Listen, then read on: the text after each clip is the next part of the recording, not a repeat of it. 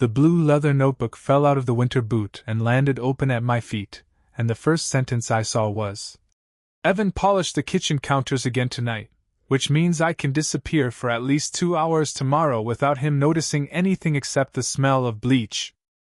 I stood in the middle of our bedroom closet holding one of Claire's black suede boots, staring at my own name written in her handwriting like I had accidentally opened a door into a room that had always existed inside my marriage.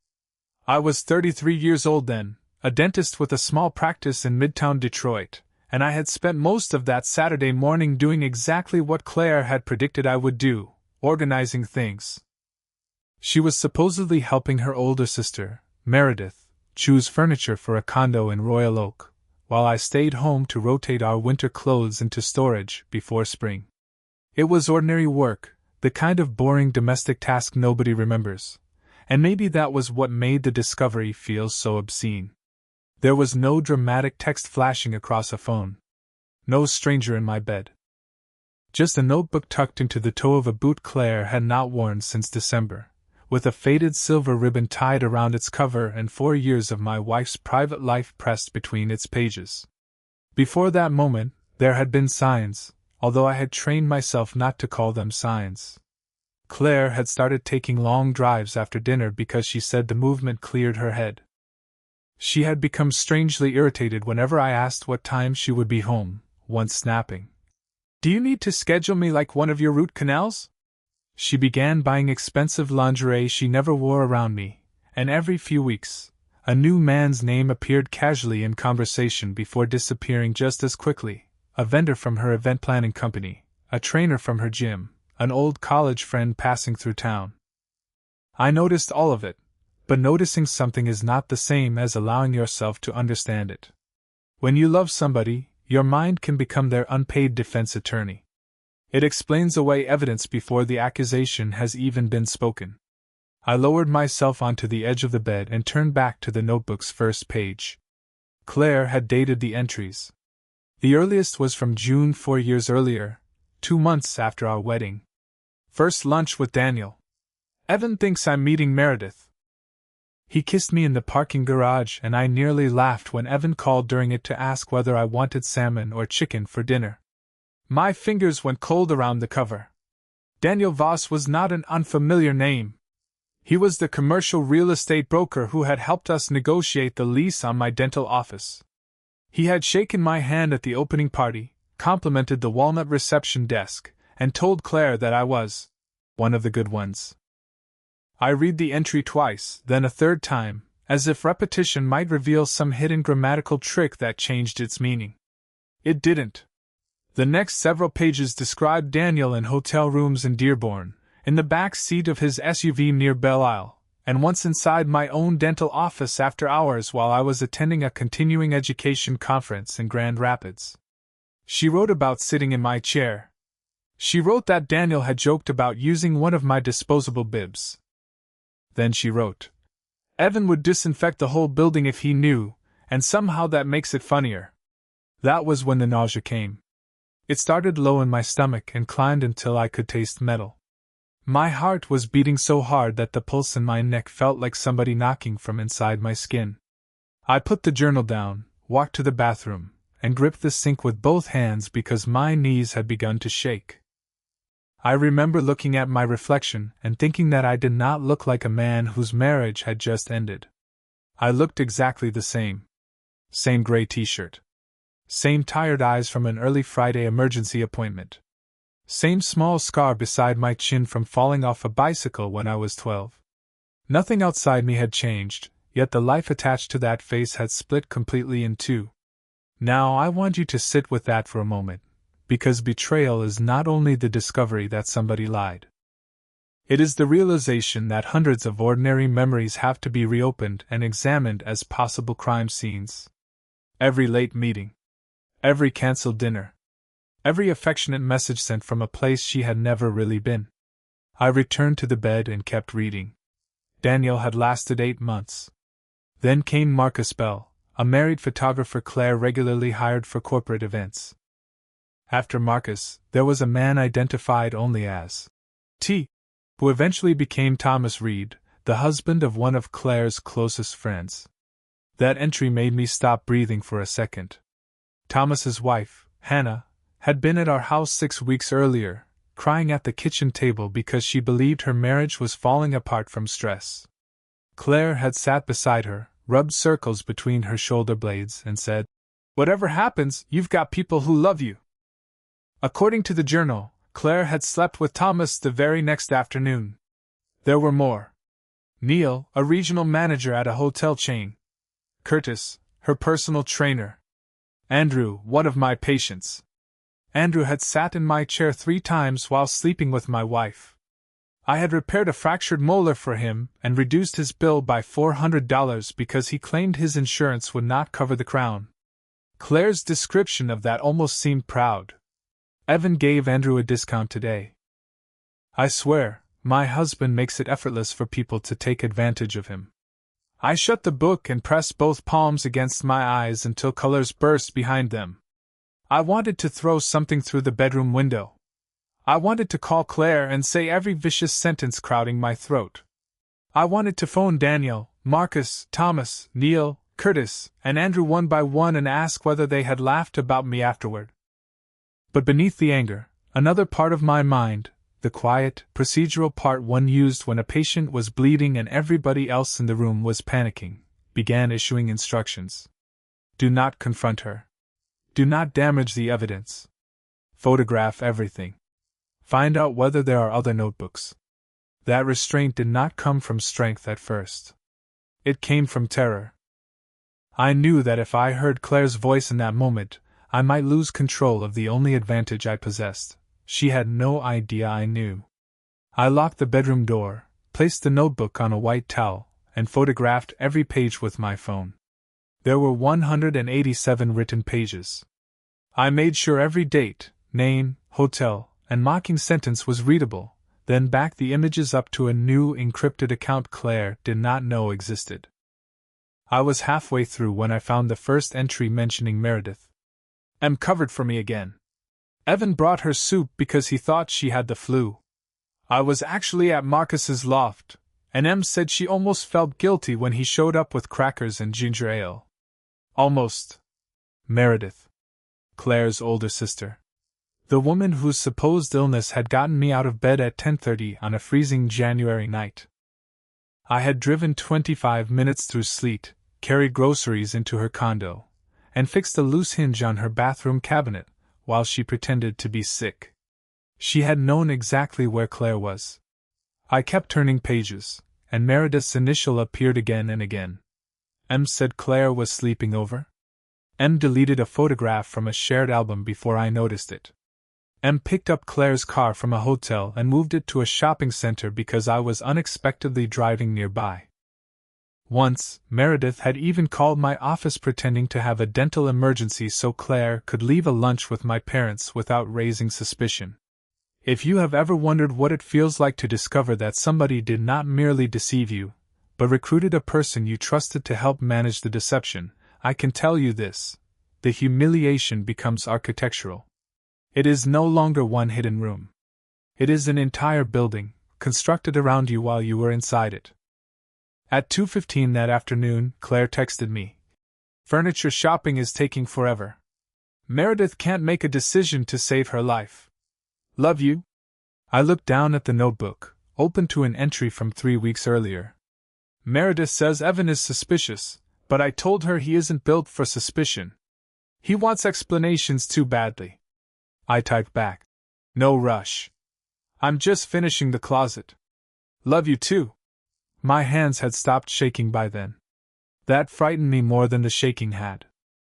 I searched every boot, handbag, storage box, suitcase, and folded sweater in the closet. Behind a row of old college yearbooks, I found a small metal cash box with a combination lock. The date of Claire's mother's birthday opened it on my second attempt. Inside were 2 prepaid phones, a stack of hotel key sleeves, 6 handwritten cards, and a flash drive labeled Lake House Photos. We did not own a lake house. One of the phones was dead. The other turned on with 14% battery and did not require a passcode. There were no active cellular messages, but Claire had used 3 encrypted messaging apps, and one account was still signed in. The newest conversation was with Andrew, my patient. He had written that morning, "Is the dentist cleaning again?" Claire had answered, "Of course. I could set my watch by him." Andrew replied with 3 laughing emojis and asked whether she could meet him Monday. She said she would tell me Meredith needed help moving a desk. I took photographs, recorded a slow video showing the phone, the account, and the message history, then placed everything precisely as I had found it.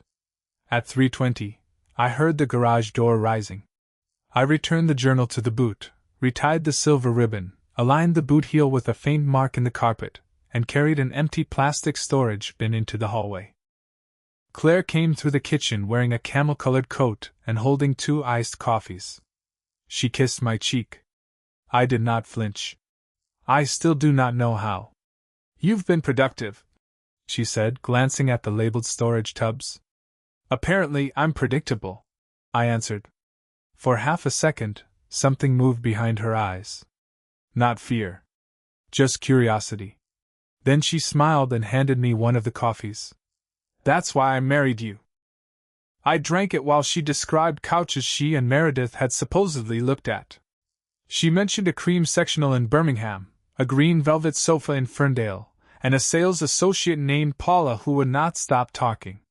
The details came too smoothly, already sanded down and polished. Later I learned Meredith had texted the entire cover story to her before she came home.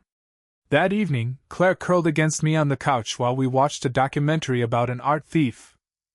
Her feet rested in my lap.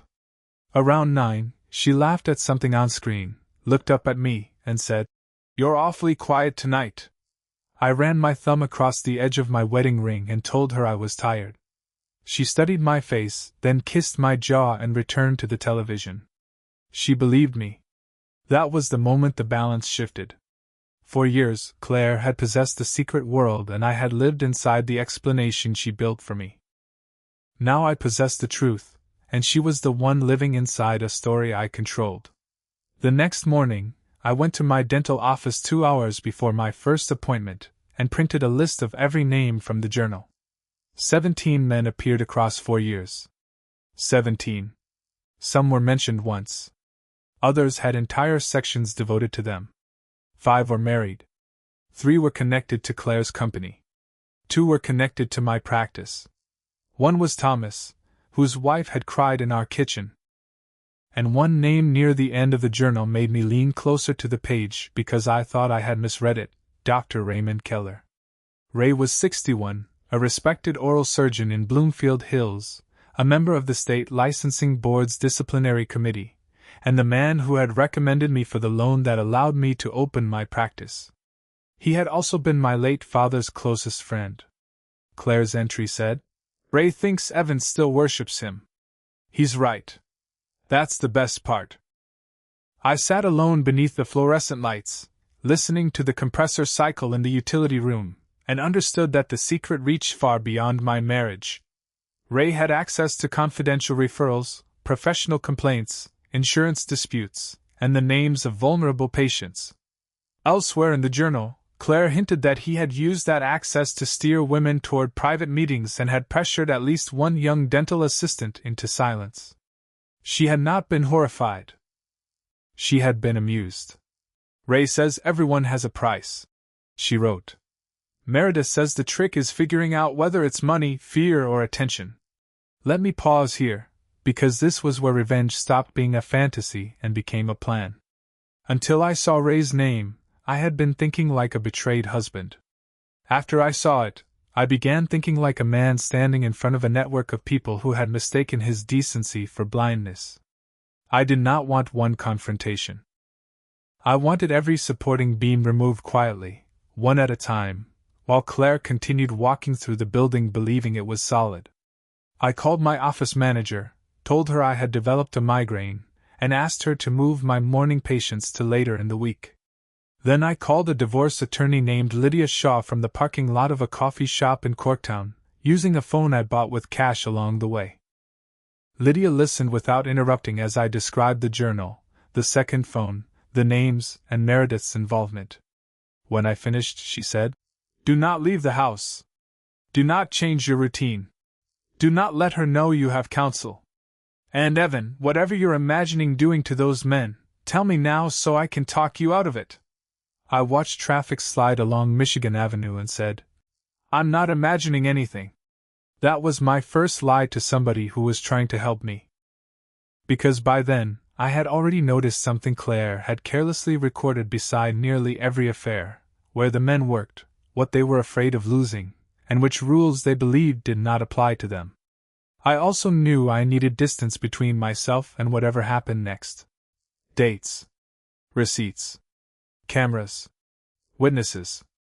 An ordinary, verifiable version of my life prepared in advance.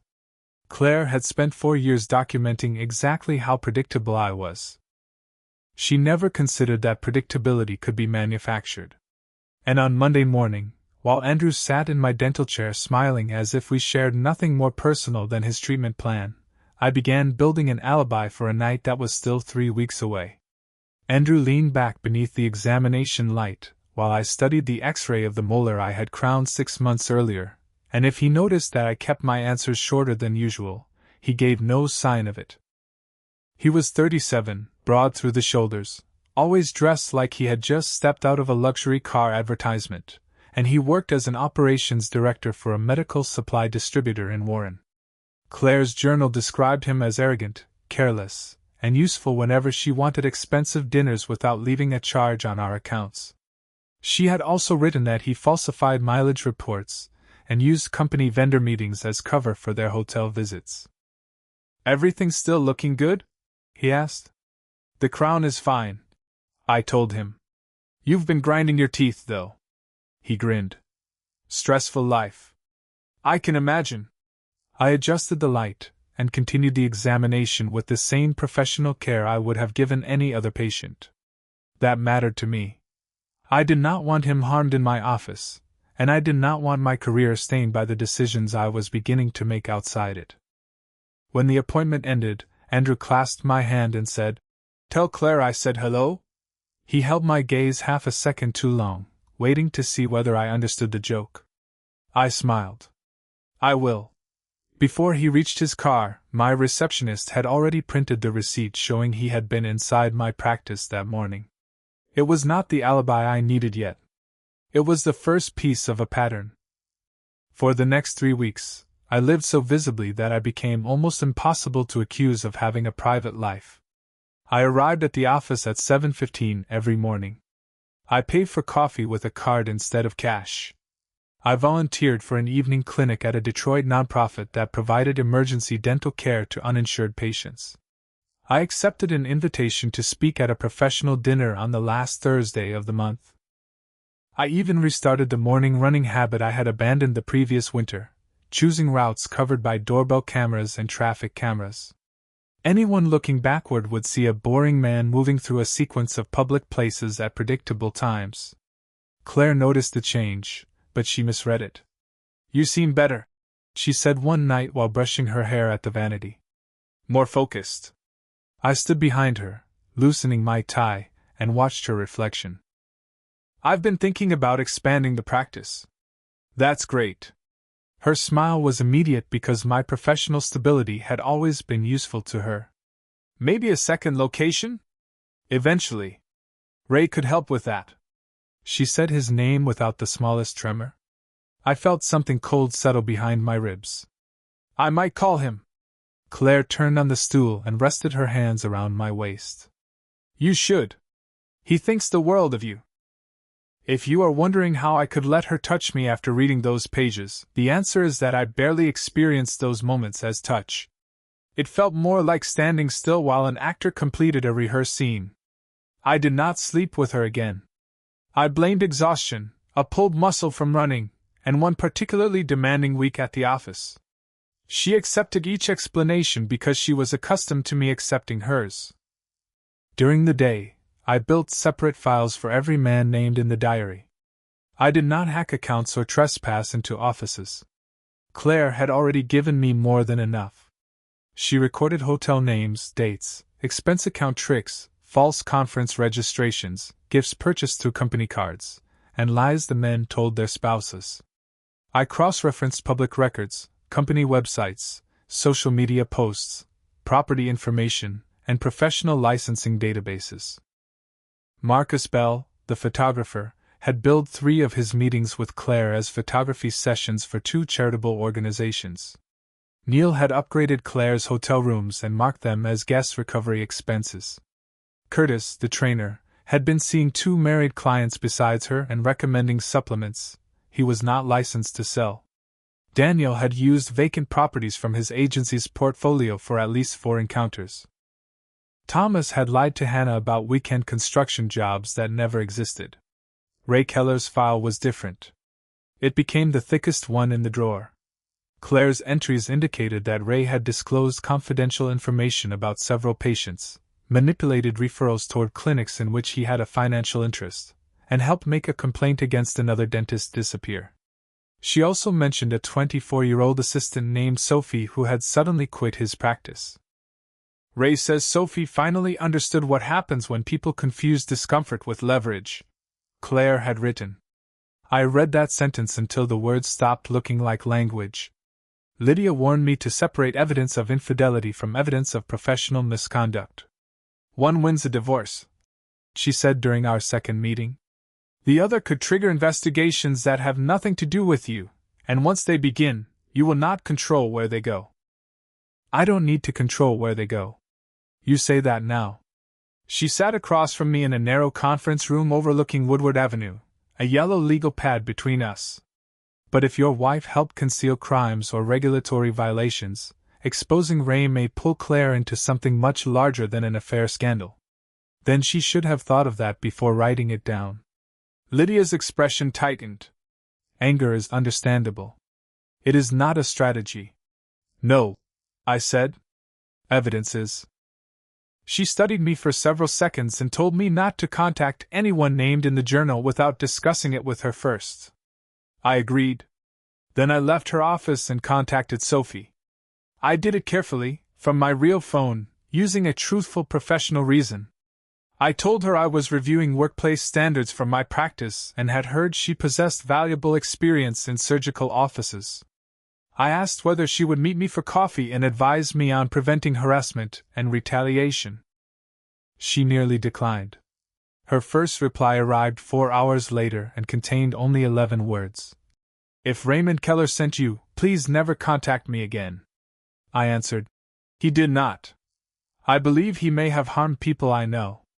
We met 2 days later in a cafe near Wayne State University. Sophie arrived wearing a navy raincoat and sat where she could see both doors. She had worked for Ray for 18 months, and although she spoke steadily, she kept tearing the paper sleeve off her coffee cup in thin strips. At first, she gave me general answers about poor management. Then I placed a printed copy of one journal entry on the table, with Claire's name and the affair details removed. It was the entry about discomfort and leverage. Sophie read it, and the color drained from her face. Who wrote this? Someone Ray trusted. How did they know? Because he bragged. She looked toward the front window. He told me no one would believe me. He said he had friends on the board, and then a complaint I filed disappeared before I received a case number. Her voice cracked on the last sentence. She explained that Ray had cornered her during a late shift, touched her without consent, and threatened to tell other clinics she stole medication if she reported him. Nothing more happened physically because another employee entered the room, but Ray spent the next month cutting her hours, altering her records, and warning potential employers that she was unstable. Claire knew. According to the journal, Claire had laughed with him about it over drinks at a hotel bar. That was the first moment when my revenge ceased to belong only to me. Sophie had saved emails, schedule changes, and a voicemail from Ray. She had kept all of it on an old laptop because she could never make herself delete it. I gave her Lydia's office number and said the decision was hers. If you want to stay out of this, I will never mention your name. If you want to pursue it, you should have someone protecting you before you take a single step. Sophie folded the journal page twice and pushed it back across the table. Are you going after him? I'm making sure the truth reaches places he can't intimidate. That wasn't my question. I looked at the shredded coffee sleeve between her fingers. Yes. She nodded once. Then don't warn him. Claire's diary had turned out to be more than a record of sex. It was a map of favors, intimidation, financial misconduct, and mutual protection. Ray had connected Claire with Neil's hotel group. Neil had introduced her to Marcus. Daniel had provided vacant buildings for private meetings and off-the-books events. Meredith had not merely covered for her sister, she had occasionally arranged the logistics, using her position at an executive transportation company to alter pickup records and provide cars that could not easily be traced back to Claire. And at least twice, Claire had introduced married women from her social circle to men in Ray's network, then used what she learned about them as gossip and leverage. The secret touched husbands, wives, employees, patients, businesses, and women who did not yet know they had been discussed like pieces on a board. I want you to imagine discovering that your marriage was not the center of the deception. It was just one compartment inside it. I had thought I was hunting the men who slept with my wife. Instead, I had found a small ecosystem built around the assumption that respectable people could do whatever they wanted as long as they helped conceal one another's appetites. My first move happened on a Tuesday morning. Hannah received a padded envelope containing copies of the entries about Thomas, hotel receipts Claire had saved, and instructions for verifying the dates without contacting me. She called Claire that afternoon. I was sitting across from my wife at a Lebanese restaurant in Dearborn when her phone began vibrating inside her purse. Claire glanced at the screen, declined the call, and continued cutting a piece of grilled chicken. Meredith? I asked. No. Work. The phone vibrated again. Then again. Claire excused herself and walked toward the restroom. Through the mirrored wall behind the bar, I saw her stop in the hallway and answer. Her shoulders stiffened. She remained there for almost 7 minutes. When she returned, the careful color in her face was gone. Everything okay? I asked. Hannah and Thomas are fighting. She picked up her water and drank too quickly. Apparently, someone sent her some disgusting anonymous lies. About Thomas? Yes. What kind of lies? Her eyes met mine, searching for something. I made my expression concerned but not curious enough to seem unnatural. She thinks he cheated. Did he? Of course not. Claire placed her napkin beside her plate. Thomas adores her. I nodded slowly. Then he should be able to prove it. She did not eat another bite. That night, I heard her whispering with Meredith in the laundry room. Meredith asked whether any names had been included. Claire said, Enough. Somebody has the dates. Meredith told her not to panic and suggested Thomas's former business partner might be responsible. Neither of them considered me. Not seriously. The journal had trained them to believe I was incapable of suspicion, and people rarely reconsider an opinion that makes them feel superior. 2 days later, Marcus's largest corporate client received documentation showing that he had charged personal hotel meetings to their event budget. By Friday, an internal audit had been opened at Neil's hotel group. On Monday, Curtis's gym received an anonymous complaint supported by screenshots Claire had stored on the prepaid phone. Each disclosure came from a different source, in a different format, and through evidence that could stand without my involvement. I did not include emotional accusations. I did not call anyone a liar or adulterer. I simply placed facts where facts were expensive. Claire began sleeping badly. Her phone lit up at all hours. She changed passwords, searched drawers, and asked whether I had noticed anyone near the house. I kept preparing breakfast, going to work, and discussing expansion plans. Once, I found her standing in the closet with the blue journal pressed against her chest. What are you doing? I asked from the doorway. She startled so violently that she dropped it. Nothing. I was looking for my gray scarf. I bent, picked up the notebook, and held it out to her. The silver ribbon hung between us. What's this? I asked. There was a pause, not long, perhaps 1 second, but I saw an entire emergency calculation take place behind her eyes. Old therapy notes, she said, taking it from me. Private stuff. Then you should probably keep it somewhere safer. I will. She smiled, but after I left the room, she moved the notebook. I expected that. A small camera I had placed inside a smoke detector in the hallway recorded her carrying the journal, the phones, and the flash drive into the detached garage. She concealed them inside an old red toolbox that had belonged to my father. The choice felt deliberate, almost contemptuous. She believed I would never search an object tied to him. She was right about the old Evan. The new one retrieved everything while Claire attended a planning meeting, replaced the originals with visually similar notebooks and dead electronics, and placed the evidence in a safe deposit box under Lydia's control. By then, my attorney had filed the preliminary paperwork needed to separate my practice from several joint financial liabilities. Claire would not learn about that until the divorce petition arrived. But the date I had been preparing for was approaching, and the man at the center of it was not Andrew, Thomas, or even Ray. It was Daniel Voss, the first name in the diary. Daniel had treated my marriage like a private joke for 4 years, and according to Claire's most recent messages, he had begun threatening her. He wanted $25,000 to stay quiet about an arrangement involving vacant properties, falsified maintenance invoices, and cash payments routed through Claire's events. She had already paid him $8,000 from an account I did not know existed. If she refused the rest, Daniel planned to send photographs to me and to the wives of 2 other men. Claire wrote to Meredith. Once he gets the money, this ends. Meredith replied. It only ends if Daniel can't ask twice. That sentence bothered me. It suggested they were considering something beyond payment. I did not know what, but I knew Daniel was becoming dangerous to everyone involved. So I invited Claire to join me at the professional dinner on Thursday, the one I had accepted 3 weeks earlier. It was held at a hotel in downtown Detroit, with 200 dental professionals, name badges, photographs, a recorded panel discussion, valet records, and more witnesses than any innocent man could reasonably need. Claire declined, exactly as I expected. She said Meredith had developed food poisoning and needed someone to stay with her.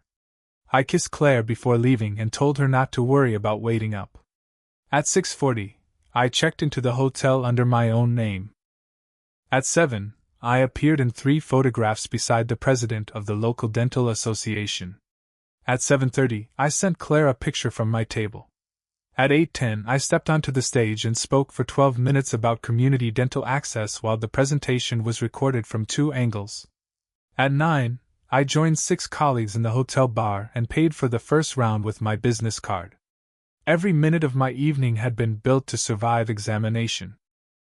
At 9:17, Daniel Voss left a renovated property near Indian Village after meeting someone he believed represented an investor willing to buy evidence from him. At 9:31, residents on the next block heard glass break. At 9:40, a security alarm began screaming inside the building. By the time police arrived, Daniel was unconscious on the pavement beside his SUV, the briefcase containing Claire's photographs and financial records was gone, and the empty property behind him was burning from the ground floor upward. Daniel survived. That part mattered. He suffered a concussion, a fractured wrist, and enough smoke inhalation to spend 3 nights in the hospital, but he was alive. The fire destroyed the interior of a property already implicated in fraudulent insurance claims, and investigators immediately suspected that Daniel had arranged the blaze himself before something went wrong. I was still at the hotel bar when Claire received the call. I watched her name illuminate my phone at 10:06. Evan, she said when I answered, breathing so hard that her words trembled. Where are you? I glanced around at the colleague sitting beside me, the security camera above the bottles, and the untouched bourbon in front of me. At the conference hotel. Why? There was silence. Then she asked, Have you been there all night? You saw the picture. I gave a speech. Right. I know. Meredith's feeling worse, and I'm rattled. In the background, I heard a car door close. Claire was not at Meredith's condo. Do you want me to come home? I asked. No. Her answer came too quickly. Stay there. Enjoy yourself. She ended the call without saying she loved me.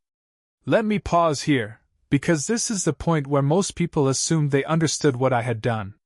Even the detectives eventually believed they had narrowed the possibilities to two simple explanations: either Daniel burned the building to destroy evidence, or someone in Claire's circle attacked him and used the fire as cover.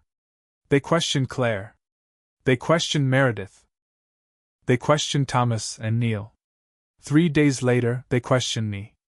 I handed them my hotel receipts, my photographs, the event recording, the names of the colleagues who had been with me, and access to my vehicle's location history. One detective asked whether I knew Daniel had slept with my wife. I let the silence sit between us before answering. I do now. That was technically true. He asked whether I wanted Daniel dead. No, I said. I want him available to testify. The detective looked at me differently after that. Not with suspicion. With interest. I explained that my attorney possessed evidence of Daniel's affairs, financial misconduct, and threats against Claire. I gave them Lydia's number. What I did not explain was why my alibi had been planned weeks before the attack, how the person Daniel met had known which briefcase to take, or why the building's alarm failed for 13 crucial minutes before activating. I did not tell them because the truth was not yet useful. That truth would come much later. For the moment, the police cleared me before the weekend. Daniel woke up terrified and unwilling to identify his attacker, and Claire began to understand that somebody was dismantling her life from inside a circle that was supposed to be sealed. Still, she did not understand the worst part. The missing briefcase had not vanished. At 11:30 the following Monday morning, copies of its contents began arriving in the inboxes of spouses, employers, insurers, licensing officials, and one local investigative reporter. And at 11:32, Dr. Raymond Keller walked into my practice without an appointment, locked the door behind him, and said, "Evan, we need to talk about your wife." Ray stood in my reception area wearing a charcoal overcoat, and the same expression he used whenever he entered a room expecting everyone else to rearrange themselves around him. My receptionist had gone to lunch, my hygienist was finishing with a patient behind a closed door, and for a few seconds neither of us moved. Then he reached past me and turned the deadbolt. "Unlock that," I said. "We need privacy." Then asked for an appointment. His jaw tightened. Ray was accustomed to my respect, but what he had always interpreted as submission had simply been gratitude. He had helped my father when I was younger. He had advised me through dental school, introduced me to lenders, and sent enough referrals to keep my practice alive during its first year. Until the journal, I had believed his generosity came from affection. Now I understood it had also purchased access, loyalty, and the comforting certainty that I would never look too closely at him. Ray lowered his voice. "Someone is circulating stolen private material involving Claire and several people we both know. What does that have to do with me? Don't play games. You came into my office and locked the door. If someone is playing a game, it isn't me." He studied my face, then tried another approach. His shoulders softened, and he spoke with rehearsed concern. "I'm trying to protect you. Claire has made mistakes. She became entangled with some reckless people, and now one of them is trying to destroy her." "Which mistakes?" "I don't have every detail." "Then why are you here?" Ray glanced toward the hallway. "Because Daniel was attacked, confidential documents were taken, and your name could appear in whatever gets released next." That sentence told me he did not know what the briefcase contained. He was frightened enough to come personally, but not informed enough to know whether Claire had documented him. "My name?" I asked. "Your practice. Your patients. Perhaps financial records. Daniel wasn't careful. Were you?" His eyes narrowed. There it was. Not guilt. Recognition. He had heard something in my voice that did not belong to the obedient young dentist he thought he knew. "What exactly are you asking me, Evan?"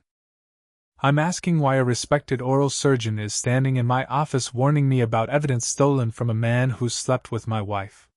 The muscles beside his mouth tightened. "You're emotional," You haven't seen me emotional. He took one step closer.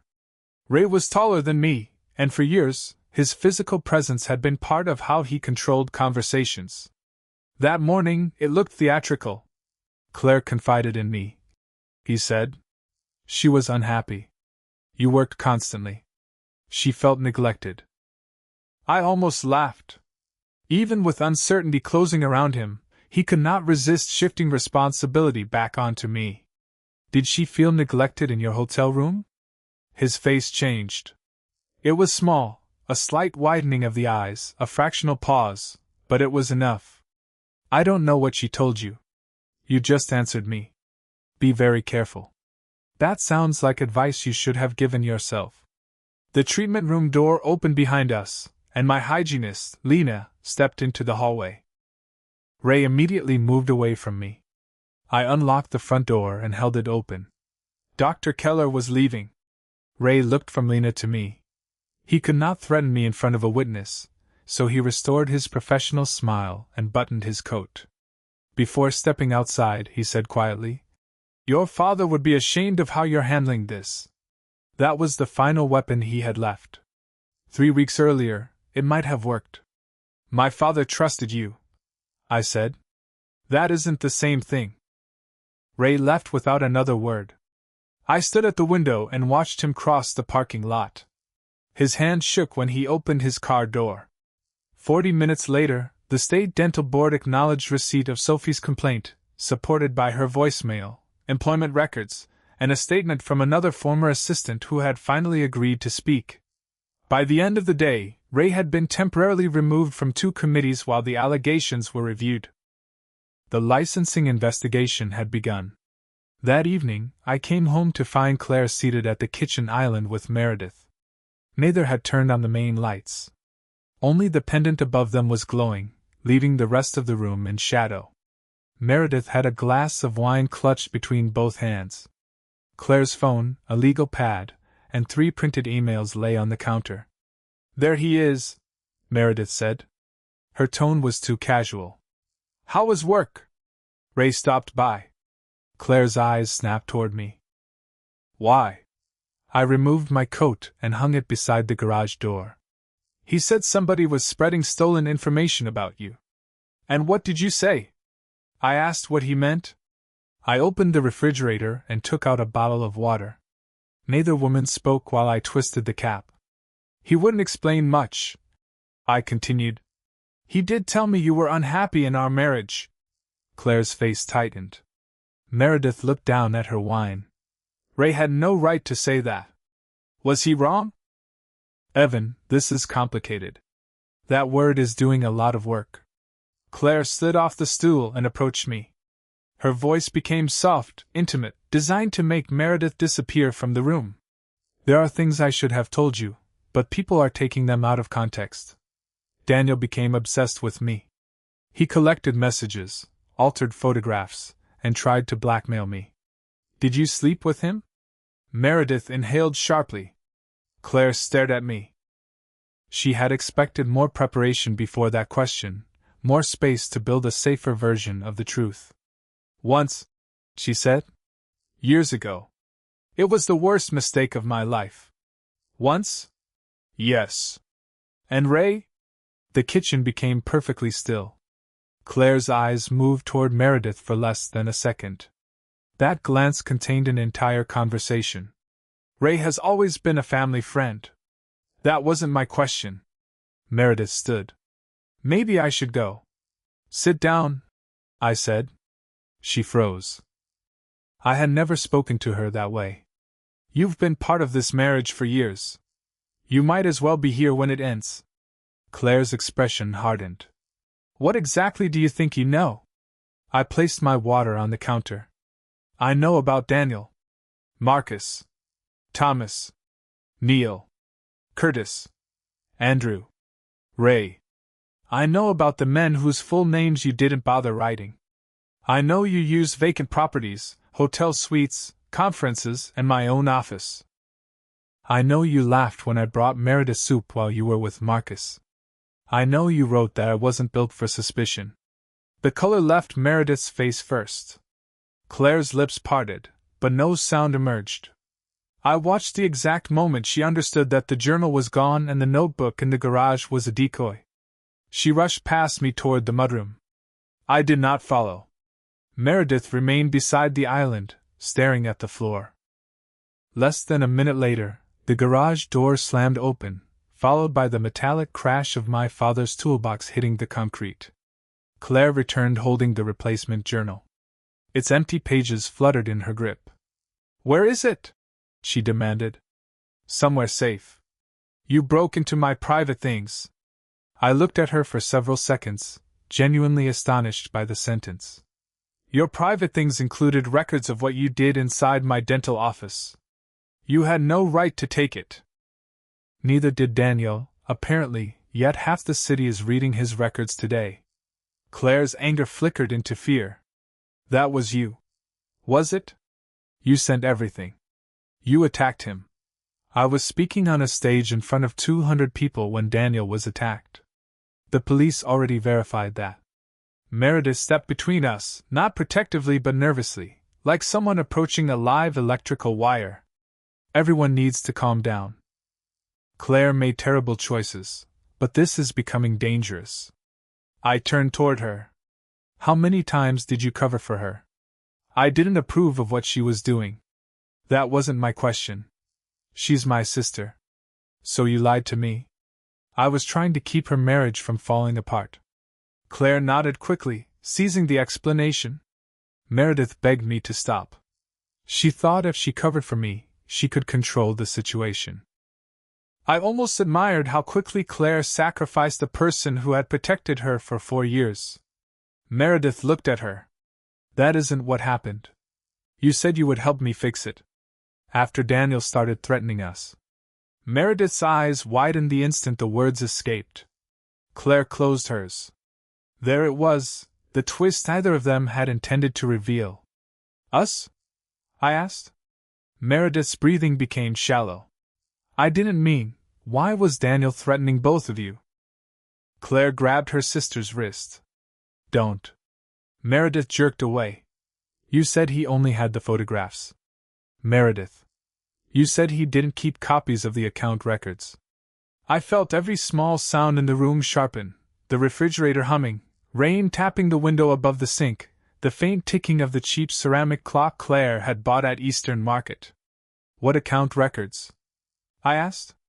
Neither answered. I took the printed emails from the counter. They were warnings from an anonymous address, each containing a single attachment taken from Daniel's briefcase. One showed payments from Claire's event company to shelf vendors associated with vacant properties Daniel managed. Another listed deposits into an account bearing Claire's name and Meredith's address. The third showed transportation invoices altered by Meredith. The affairs had not only been concealed by the financial scheme. In some cases, the events themselves had been used to disguise money moving among Daniel, Claire, Ray, and Neil. Claire had billed corporate clients for vendors who did not exist, Daniel had washed the payments through maintenance companies, and Meredith had generated false transportation charges. Some of the money paid for hotel rooms and gifts. Some went into the secret account. More than $180,000 had moved through it over 3 years. "How much of this money is yours?" I asked. Claire said nothing. "How much came from my practice?" "None." That answer came fast. "Because it's true." "Is it?" Meredith pulled out a stool and sat as if her legs could no longer hold her.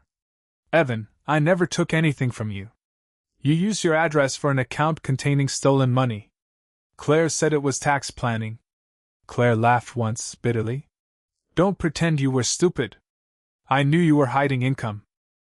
I didn't know Daniel was inflating contracts. You signed the invoices. Because you told me to." They began arguing over each other, their alliance disintegrating in front of me. 4 years of secrecy had required perfect cooperation. Truth needed only one frightened person to start protecting herself. I listened until they had contradicted each other on the account, the vendors, and Ray's involvement. My phone was recording from inside my shirt pocket. When Claire finally remembered I was standing there, she stopped mid-sentence. Are you recording us? I took out the phone and ended the recording. Yes. She lunged for it. I stepped back, and Meredith caught Claire around the shoulders before she reached me. You can't use that, Claire shouted. We're in our own home. Michigan requires consent from only one participant in a conversation. I participated. I had confirmed that with Lydia before entering the house. Claire stared at me with a kind of hatred I had never seen before, not because I had harmed her but because I had refused to remain the man she had written about.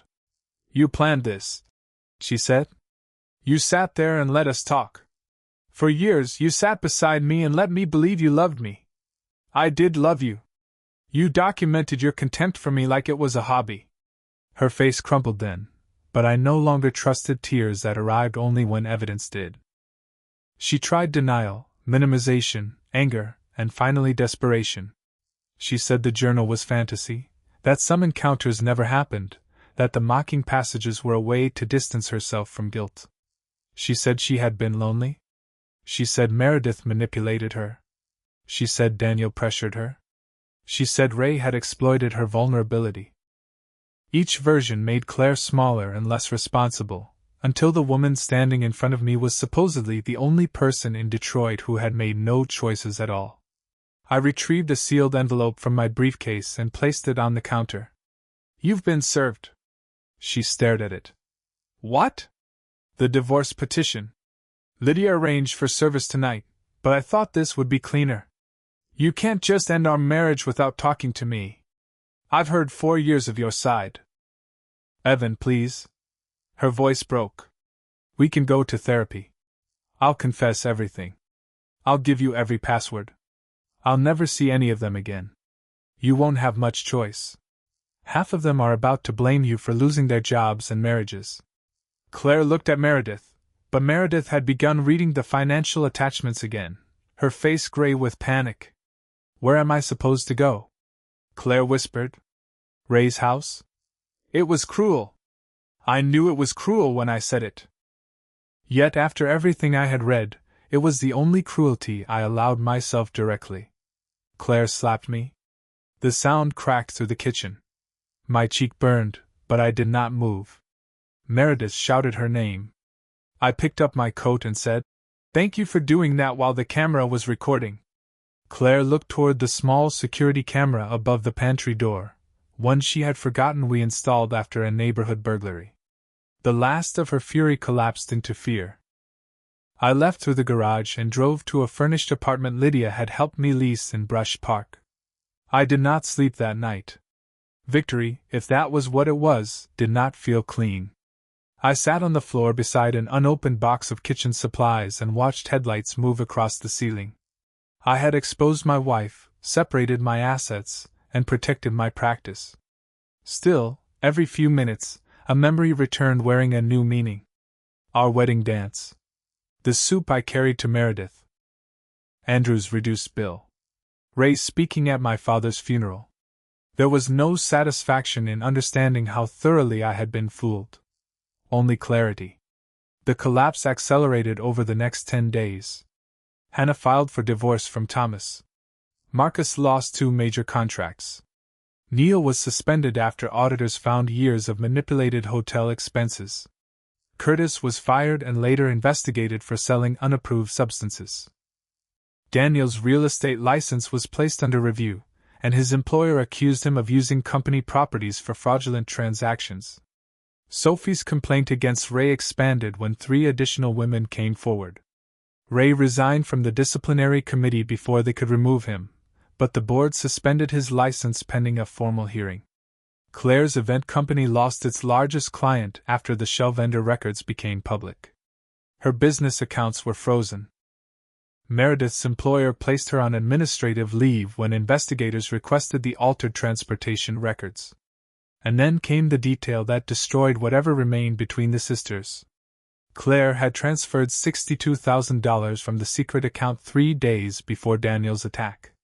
She moved it into an account only she controlled, leaving Meredith's name attached to the records investigators were most likely to find. Meredith discovered this through her attorney.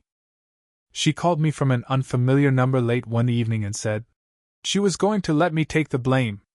I stood at the apartment window overlooking a wet, glittering stretch of Woodward Avenue. I'm sorry. Are you? For that part, yes.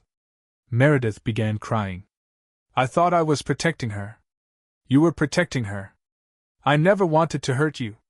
You lied to my face while I repaired things in your home. You helped move Claire's car so I wouldn't find her at a hotel. You arranged transportation for people you knew were cheating on their spouses. You hurt me repeatedly. You just didn't have to watch it happen. She stayed silent. Why did Claire marry you? She asked finally. What kind of question is that? There's something you haven't found. My grip tightened around the phone. What? The first journal wasn't the blue one. She exhaled shakily. Claire started writing before your wedding. There was another book, a green one. She kept it at our mother's house because she was afraid you'd discover it. What's in it? The reason Ray introduced you to Claire. The reason he helped with your practice loan. And the reason Claire chose you instead of Daniel. I closed my eyes. Even then, with the marriage over and the public damage already spreading, another hidden floor opened beneath the story. Where is it? I asked. I can get it, Meredith said. But I want something in return. What do you want? I asked. Meredith took several seconds before answering. I want you to tell the prosecutor I cooperated before they contacted me. I'm not the prosecutor. But you have the journal, the recordings, and Daniel's files. Your attorney is talking to everyone. If you say I came forward voluntarily, it could matter. Are you coming forward voluntarily? I'm offering you evidence. In exchange for protection. Call it whatever you want. Rain slid down the apartment window, bending the lights below into long red and white streaks. I thought about Meredith pretending to be sick while Claire slept with Marcus, moving cars away from hotels, signing fraudulent invoices, and smiling across our Thanksgiving table year after year. Then I thought about the look on her face when she discovered Claire had positioned her to absorb the legal consequences. Loyalty had not made Meredith innocent. It had simply delayed the moment when self-preservation became stronger than blood. Bring the journal to Lydia's office tomorrow at 9, I said.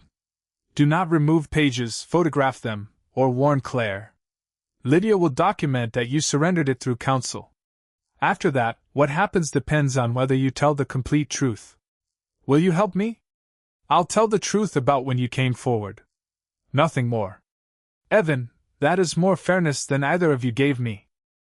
The green journal arrived inside a reusable grocery bag beneath 2 cookbooks and an old photo album. Meredith brought her attorney and looked as though she had aged a decade in 11 days. Lydia placed the journal on a conference table, photographed its condition, and asked everyone to watch while she opened it. Claire's first entry was dated 9 months before our wedding. At that time, I was finishing a residency program and working weekends at a community clinic. My father had died the previous year, leaving me a modest inheritance and a life insurance payment I planned to invest in a practice. Ray knew the precise amount because he had helped me understand the financial options. He also knew I would need a larger loan, professional referrals, and experienced contacts to build anything of my own. Claire had been dating Daniel quietly when Ray introduced us at a charity fundraiser.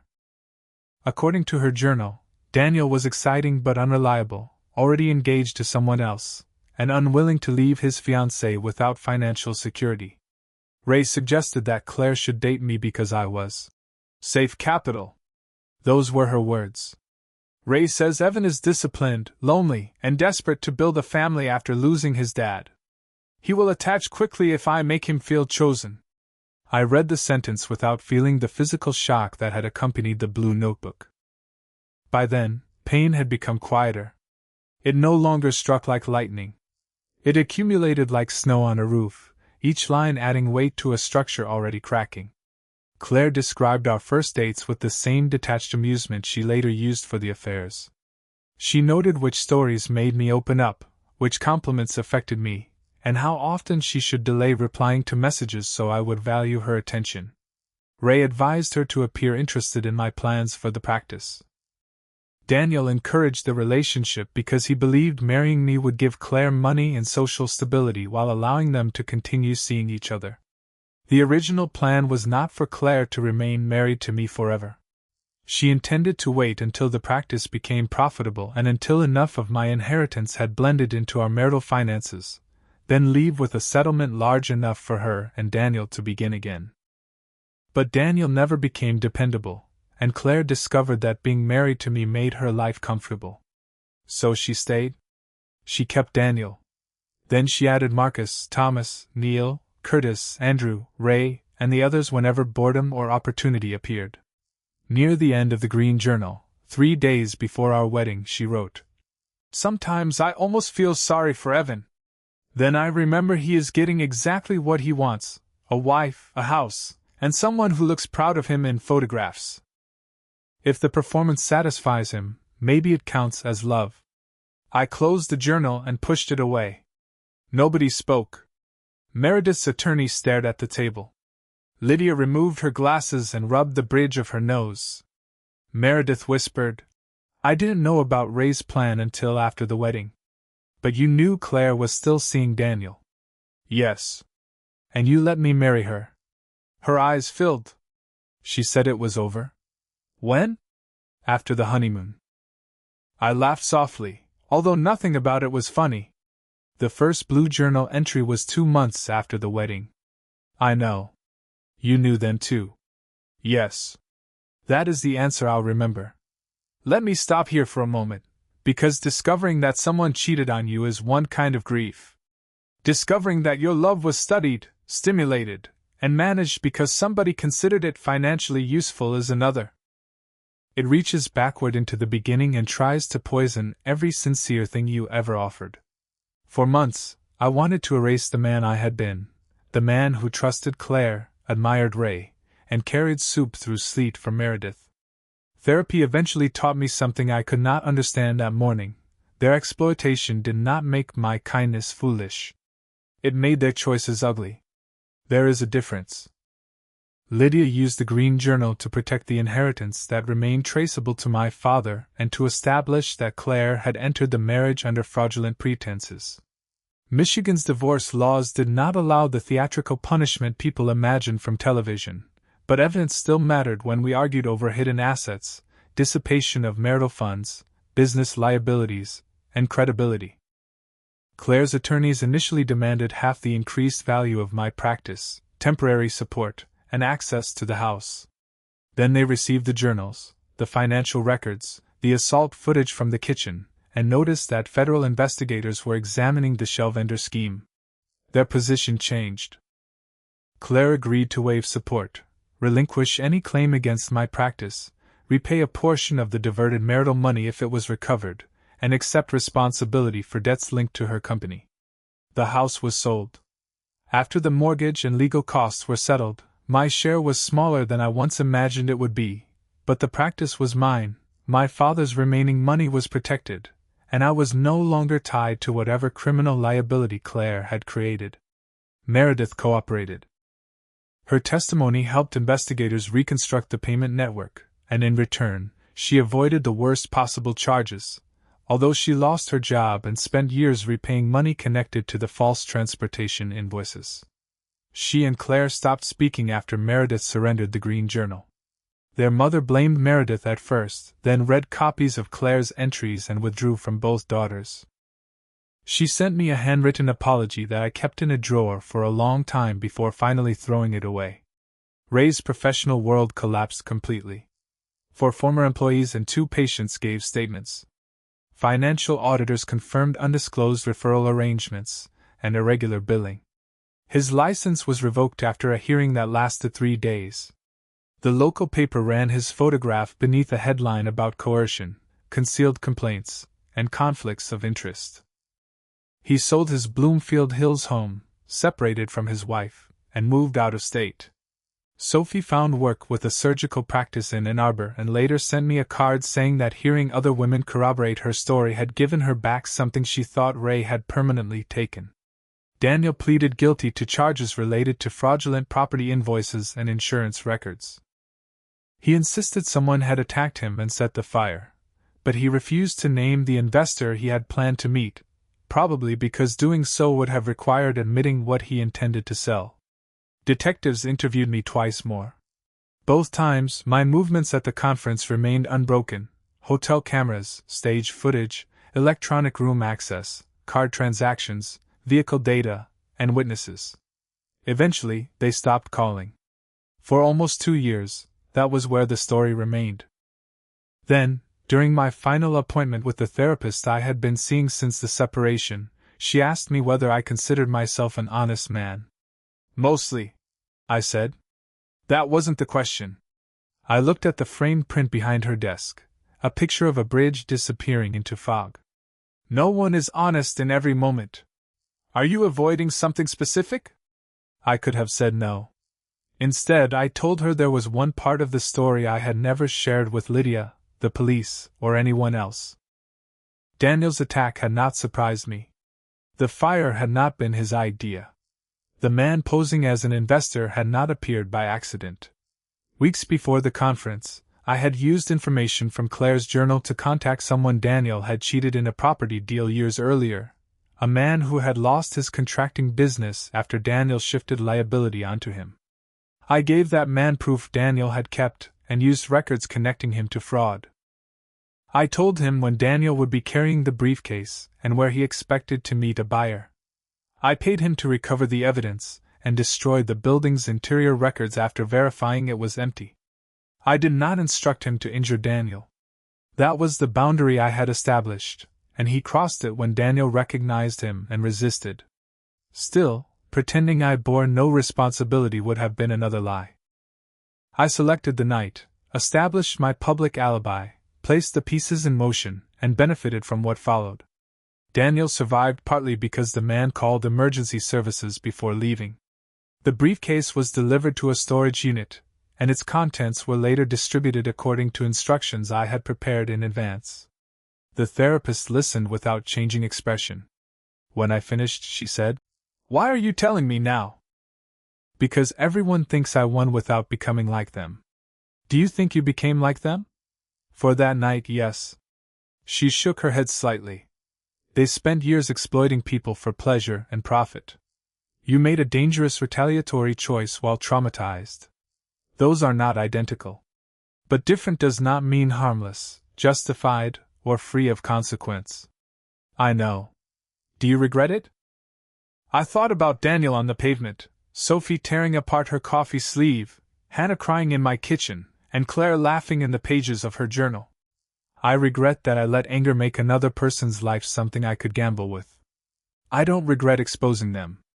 That was the most honest answer I had. I am not presenting what I did as a model.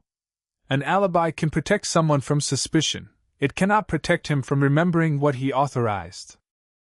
The retaliation gave me control for one night, but healing came from much less dramatic things: telling the truth in therapy, treating patients, rebuilding friendships, sleeping without checking another person's location, and learning that peace is not the same as victory. My practice survived the scandal. In fact, it grew. Several patients who had been referred through Ray stayed with me because I helped them transfer their records without charging them. I hired another dentist, expanded our free clinic program, and eventually opened a second location in Corktown.